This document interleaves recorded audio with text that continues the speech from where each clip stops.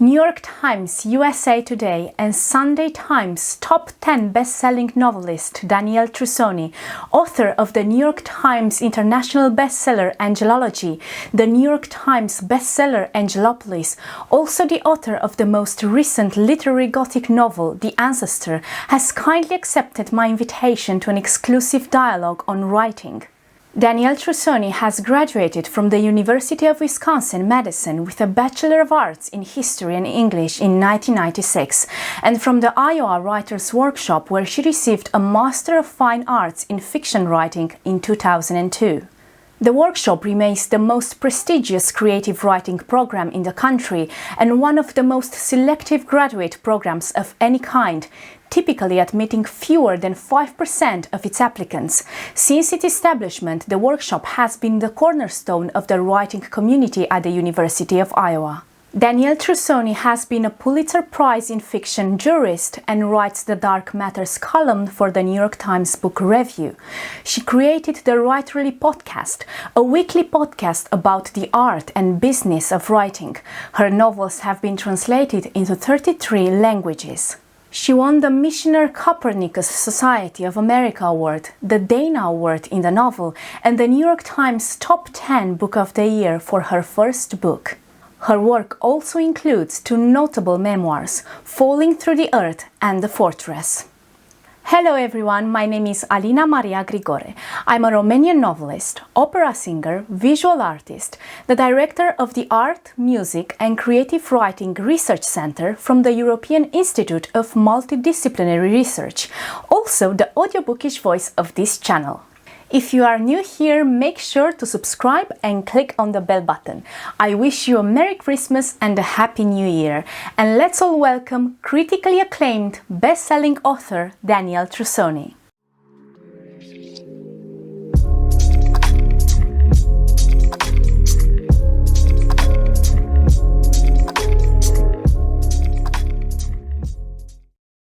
Hi. Hi, how are you? Fine, thank you. Thank you so much for being here. It's such an honor to speak to you. It's not every day that I talk to a best-selling author, international best-selling author, but I'm also talking to one of my favorite authors out there. And this is crazy. I have your book here. It's called Angelology in the Romanian language. And I discovered you 8 years ago. And of course, I had to buy Angelopolis as well and The Ancestor. And I just bought the Pearl of the Orient on Kindle. So I wrote that book a long time ago. It's not a book; it's a novella. It's shorter. Yeah. But I wrote that. I wrote that a long time ago. It's one of the first things I wrote. So I know that you're working on a new novel. So perhaps can you tell us something about it a little bit? Sure. Yes. I haven't. So it's pretty much still a secret because it hasn't sold. I'm writing it and then I'm, finding a publisher afterwards. Okay. So, I'm waiting to talk too much about it until after that moment when I know for sure that it's coming out and I know how it's coming out. But I can say that it's, of all my books, it's more in the vein of Angelology in that there are some supernatural elements and it is a mystery that sort of goes back into ancient texts and has some elements of the Kabbalah and some sort of esoteric and some more esoteric elements. And this one is going to be a series too, I hope. So I'm setting it up so that that the characters can, expand. And there's a lot of characters and there's a lot of things going on. It's pretty complicated, like Angelology was. Okay, so is there any chance for you to write Angelology 3? I know this is a question you get a lot, so... Yeah, so I'm planning on it. What happened with that is that my editor left my publishing house.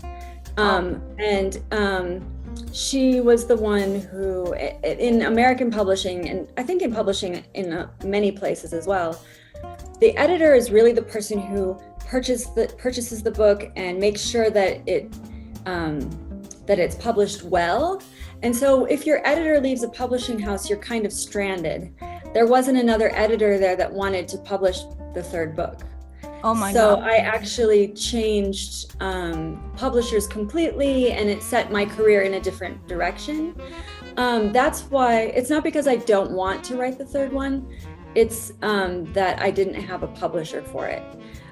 So what I'm planning to do, I do have the third book sort of outlined and ready to go.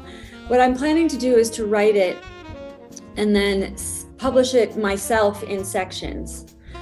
So like maybe, publish 100 pages and as a novella, and then keep the series moving that way.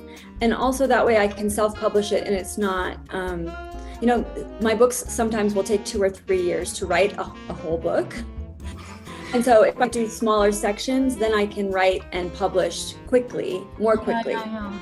So that's the plan with that. Wow, I wish you the best of luck, because I cannot Thank wait. you. I didn't know it was that complicated. Yes, I know it is complicated with publishers abroad. Well, it's very complicated with publishers here in Romania, and we are a very small book market and very small book industry.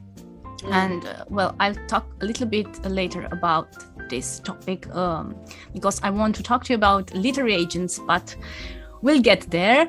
So going back to your first novel, Angelology, I keep saying it, keep calling it in Romanian. It inspired me to start making my own research and become like a small angelologist apprentice or something like that. And this is one of the first topics I want to talk to you about. So I have my question here. And I always say that fiction is not just about entertaining, and your novels come as a proof to that. And this is what I love about your writing, that your novels are based on historical, mythological, and scientific facts, and all the supernatural elements are blended in smoothly into the narrative.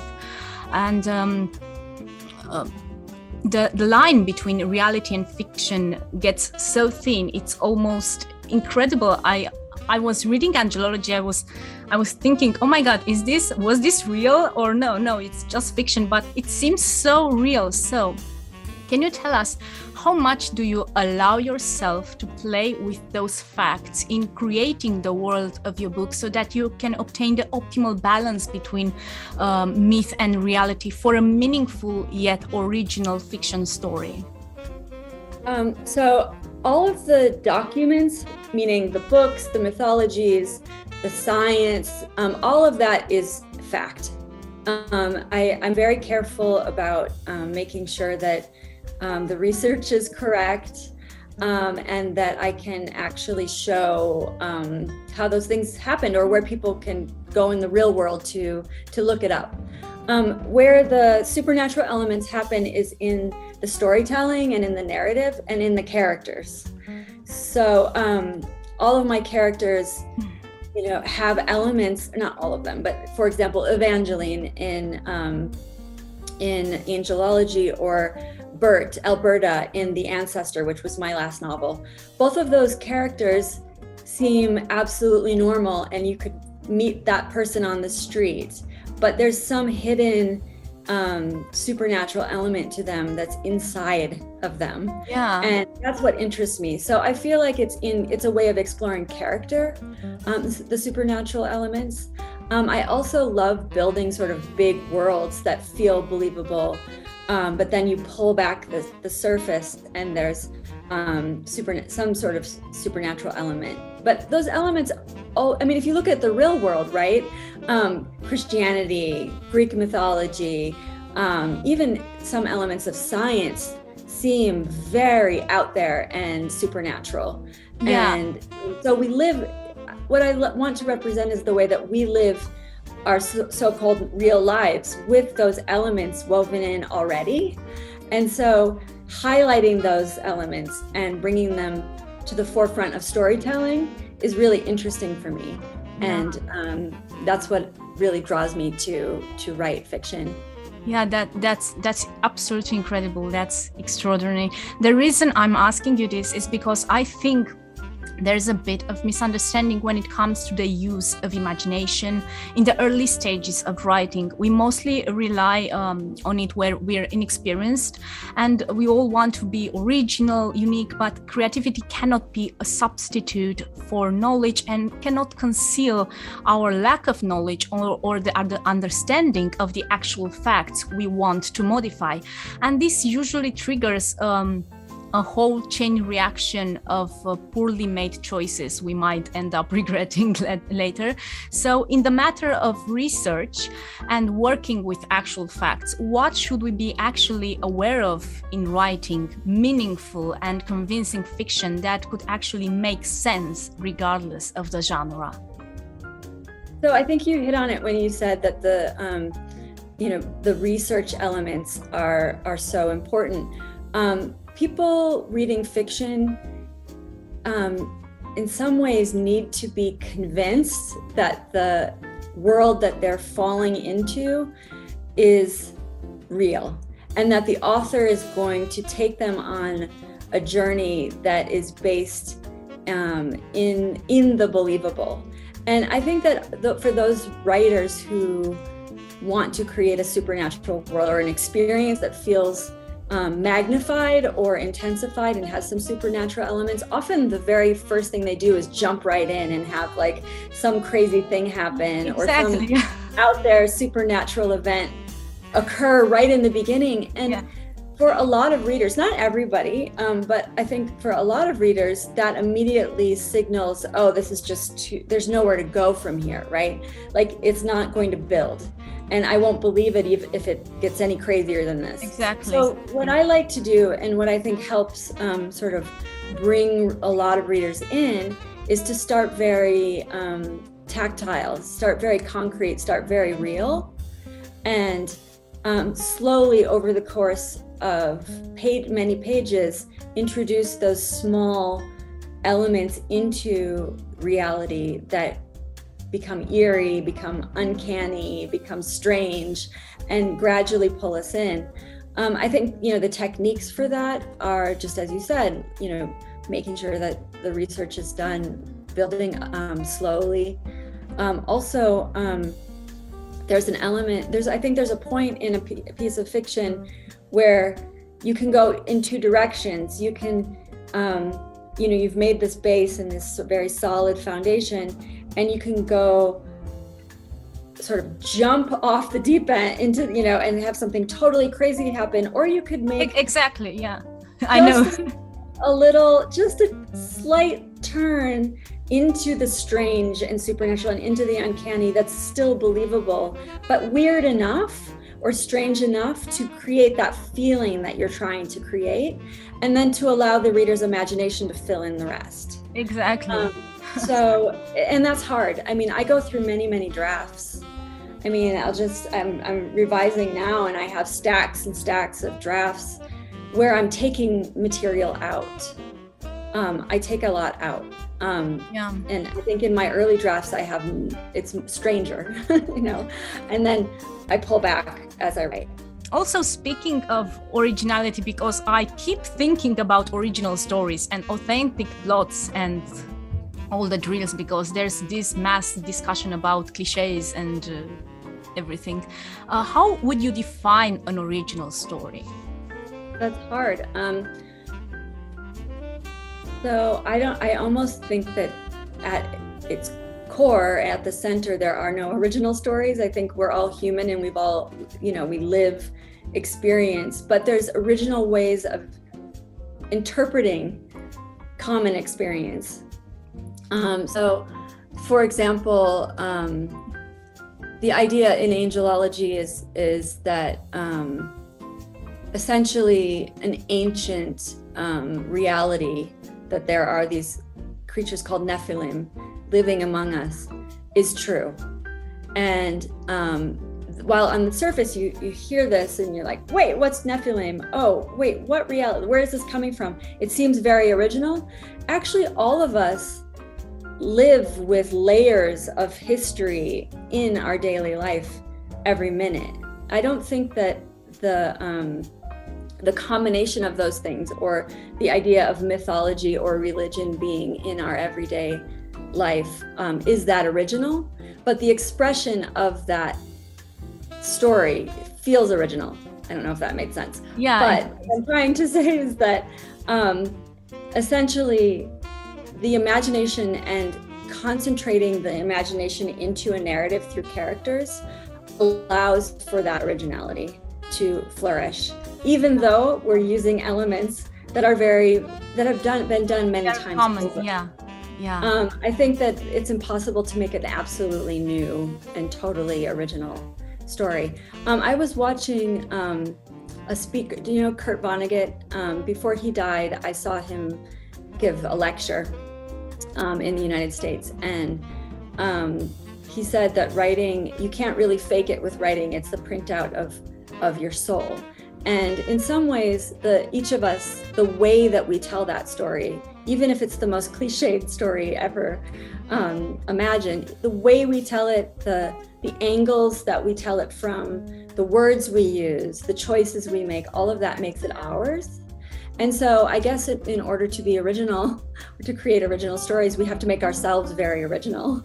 Exactly. You know? Exactly. So Point. have Yeah. those experiences, have the strange experiences, allow yourself to go to places that maybe you're a little bit afraid to go.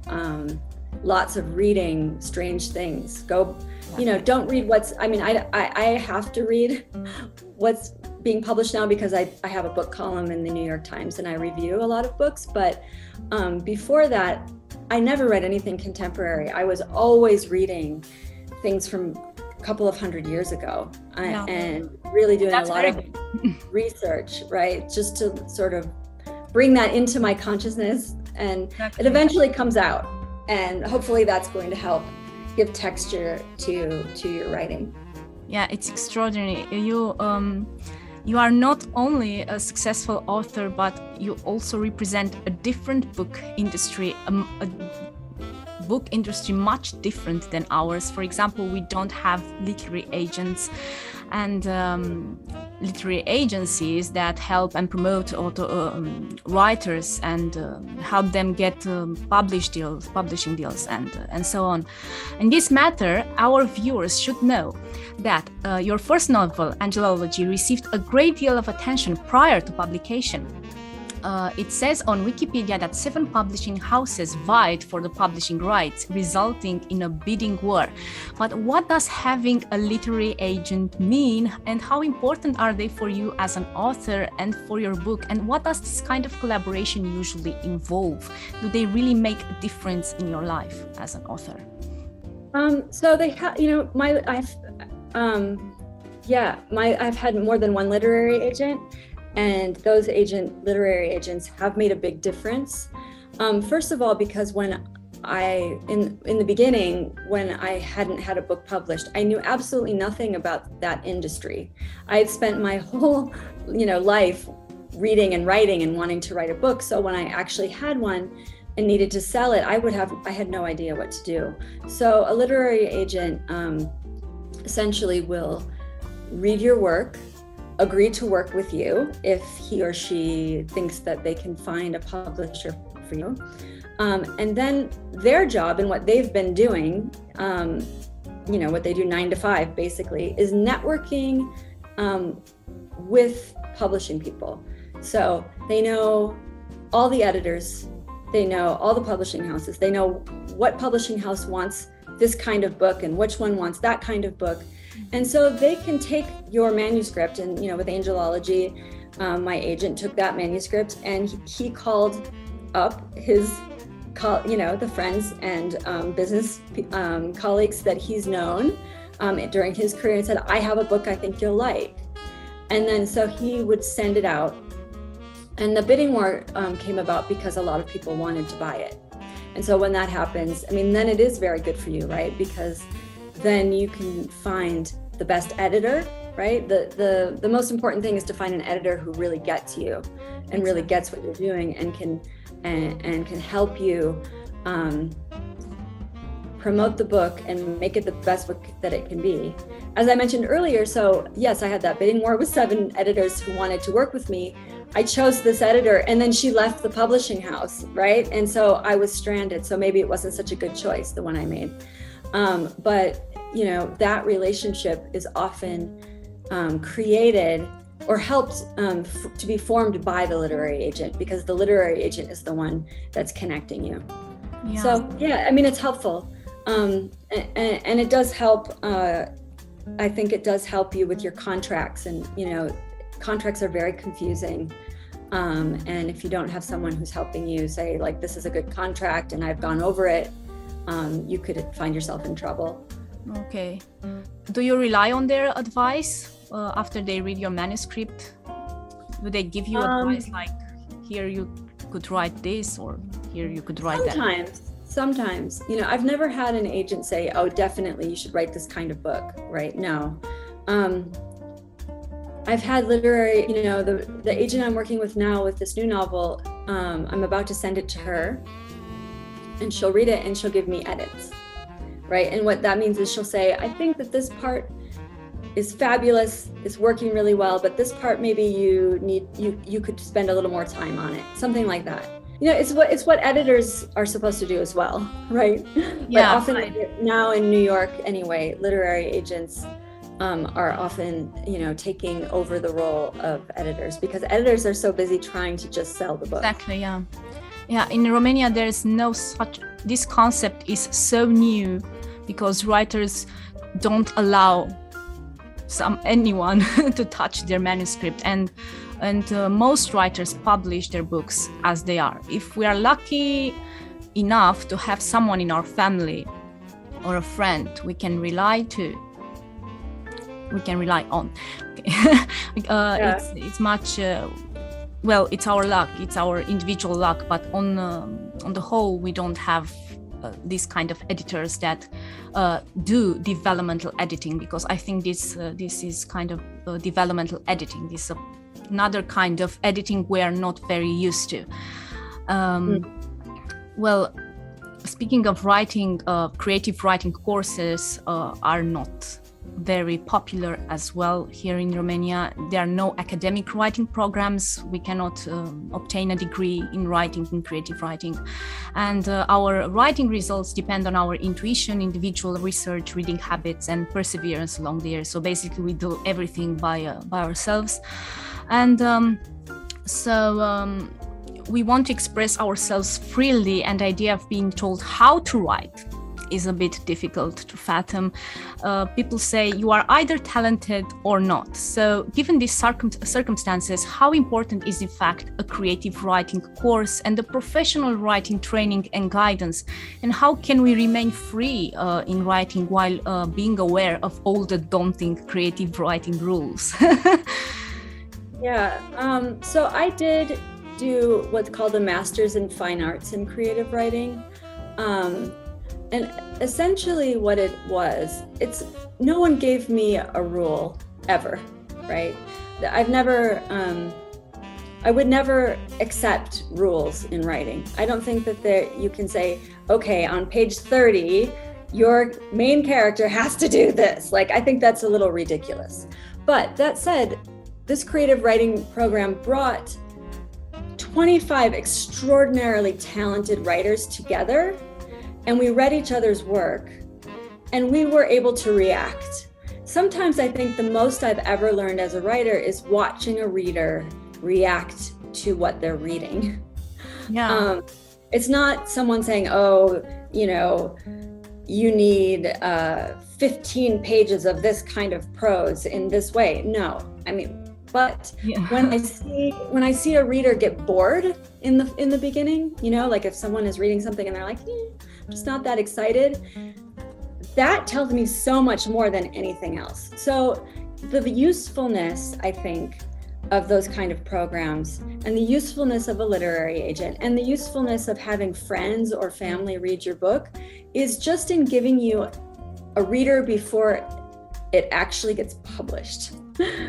Because once it's published, you can't take it back, right? Yeah. And I know for me, I revise so many times, and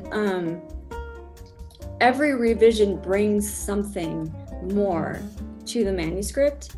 And if I can have someone help me out by reading it and giving me just a really genuine and smart reaction, it makes all the difference. So yeah, I do, I lived in Bulgaria for 3 years, and I knew a lot of people in the literary community there. And I think that there's a really similar feeling about how writers are and relationships with editors, and in Bulgaria as in Romania, although I'm not sure, it might be different, but there was it was like a culture shock to hear that writers in America often go through 5 drafts of a book before, with an editor, with many people reading it. Exactly. It's the same shock here in Romania. Yeah. So, it's quite a shock. Yeah, but I honestly can say that I really rely on that. Like I don't think any of my books have become worse because other people have read them. I don't accept everything that people say. Maybe 80% of the comments, I just say, oh, well, that's not what I'm doing. But those 20% that are right on, that show me my own work in a different light and allow me to make it better, are very valuable. One last question. What would be your advice for the writers who cannot wait to see their first book published? Because there's a lot of eagerness when it comes to... Yes. Well, just, write the best book you can, and don't let it go until you think it's perfect. Because once it's published, you can't take it back. Yeah, unfortunately. And keep writing, right? Like, even if you don't get a publishing, if you don't get your book published right away. I wrote a whole manuscript that was never published. And, don't let that discourage you. Just keep working at it. It's wonderful. Thank you so much, Danielle, for talking Elena. to me. It's been a wonderful experience. My pleasure. Have a great day, and Merry Christmas and a Happy New Year. Merry Christmas and Happy 2022. I hope everyone is safe out there. Yeah. Thank you so much for being with me today. Bye-bye. Bye, Danielle. Bye.